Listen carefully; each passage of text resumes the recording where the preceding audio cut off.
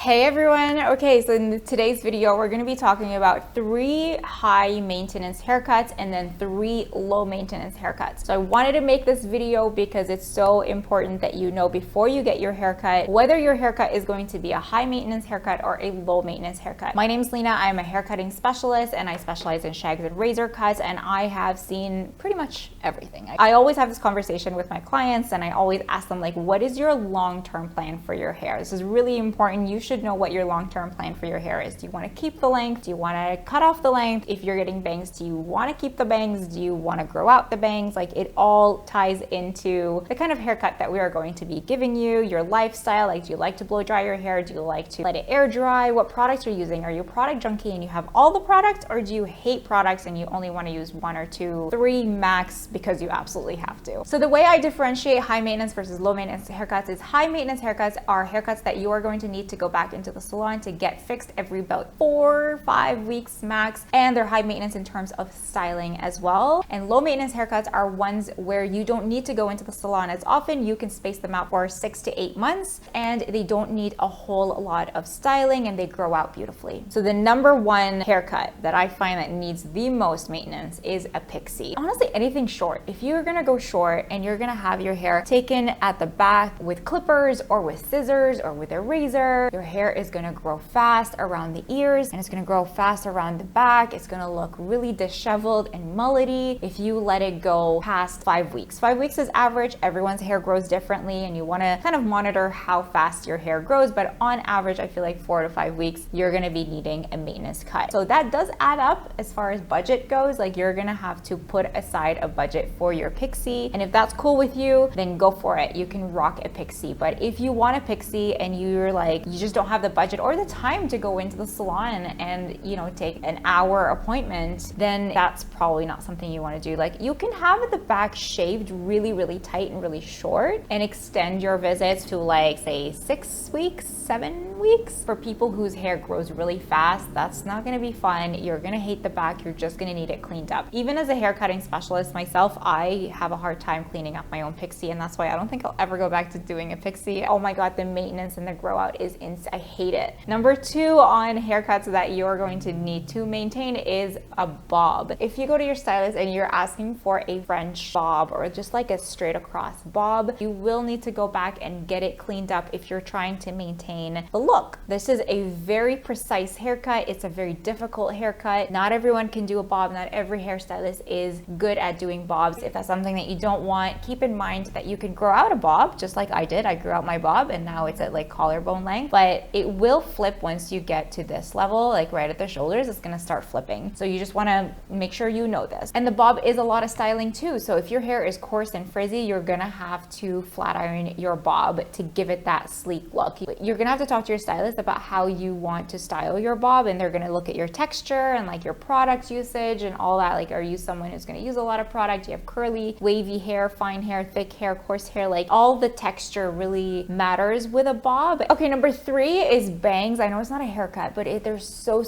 popular right now and everybody wants curtain bangs or some type of bangs. And I even find people asking for layers saying that they're bangs. I just think like the word bangs is just so loose, and there's so many different ways of cutting bangs. We can cut them wispy, we can cut them to the side, we can cut them so that they kick out, or we can cut them blunt so that they fall and cover your forehead. We can also do side swept bangs, which are not in style right now, but it's also an option if that's what you like. Keep in mind, just like I said about bobs, like, keep in mind, do you want to keep the bangs before you go into your appointment? Do you want to keep the length of your bangs? Do you want to grow out your bangs? Have you had bangs before? Did you like them? How did you style them? Some people will get like straight across bangs, but because their hair splits in the middle, they end up just like wearing them to the side, which is super cute too. So make sure you tell that to your stylist so that they know to give you bangs that you can also move around. So bangs are high maintenance. I've had clients come in every 3 to 4 weeks just to maintain their bangs, and eventually they stopped coming and then they grew them out, and they were like, this is so much maintenance. You have to wash them separately, you have to style them separately from the rest of your hair, because if your bangs are greasy or like gross, or like you wake up and they're flat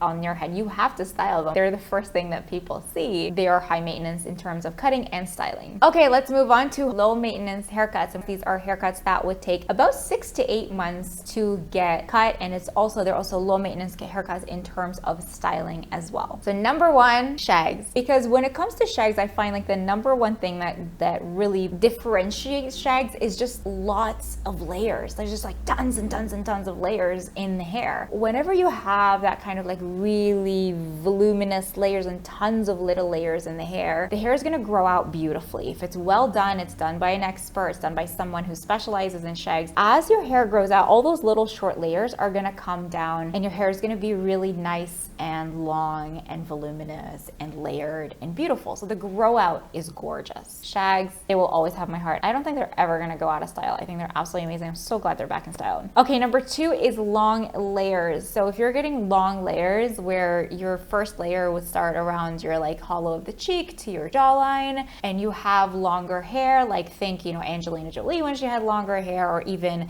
Jennifer Aniston when she has she's always had long hair, but she has like those long layers. She has nice face framing layers, or just even layers in the back, whether you have thick hair or fine hair. I find long layers are easy to style. They're very easy. Like a lot of my clients who have long layers generally just either use a round brush to blow dry their hair, or they get the Dyson Air Wrap, which is incredible if you have like more difficult hair. But long layers are just easier because you can still put your hair up the day to day and not have to style it. Whereas when you go short, you have to style your hair every single day because it's like you don't have a lot of it. And in terms of getting it cut and getting the layers refreshed, honestly, my clients don't need to come in for like 6 to 8 months to get their layers refreshed. A lot of times when they come back, I will ask them like, did you like it last time? Or they will tell me, you know, I want to stretch out my salon visits, so can you go shorter this time? So we'll do shorter layers. That maybe their first appointment they got layers down to here because they're like, I'm scared to get too many layers. But then they come back and they say, oh, can you take it a little bit shorter? Because as it grows out